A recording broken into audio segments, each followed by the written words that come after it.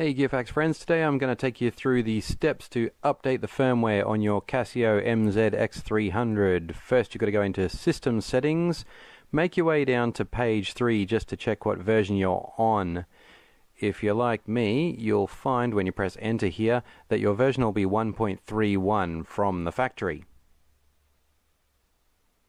You have to update through USB, so grab yourself a small USB, not a large one like this. You'll want to get one that's nice and short and discreet so that it can't be bumped as objects and people move around your keyboard. Anyway, start by plugging that into your computer or laptop and go to Casio's website. Here you'll find the updater as a zip file, and this is what appears in the manual.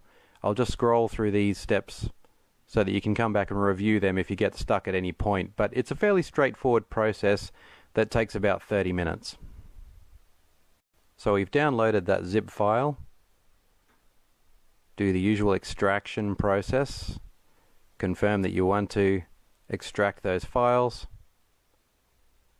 and they'll appear, or it will appear, in a folder. So you go ahead and copy that to your USB, and you'll see that it's a fairly large file, a very large file in fact. This is speeded up 4 times. Now we've got that on the USB, into the keyboard, switch on the keyboard and go back to the same system settings menu. This time we're going to choose information again and update the firmware. Now you get this error a lot, or I got this error a lot, the mounting problem of a USB. Some USBs it just won't read them, and I can't really understand the reason. You can format them to FAT32 and sometimes they just still won't read. So I tried a few different ones and eventually I got one going. So in media you'll find that you can't format some of those USBs. This is where I go in and format it on the computer. Like I said, it has to be FAT32 and it can't be a quick format. So uncheck that box.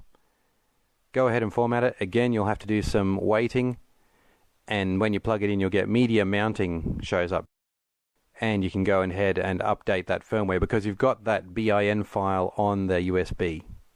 And then this is the long part. It takes a good half hour to update that file. Restart the keyboard, go back to your system menu here, information, enter, and you'll see that we are now on version 1.6. So this gives you a few extra options in some of the menus. It doesn't upgrade sounds or beats or anything like that. It's not really a radical change. It's more of a tidy up firmware update that makes things run a little faster, a little more smoothly, and gives a few extra convenient options that you didn't have in the original factory version. Thanks for watching GearFacts. Please like, comment, or subscribe, or share this with anybody else you know who might be having a bit of trouble with their MZ-X300.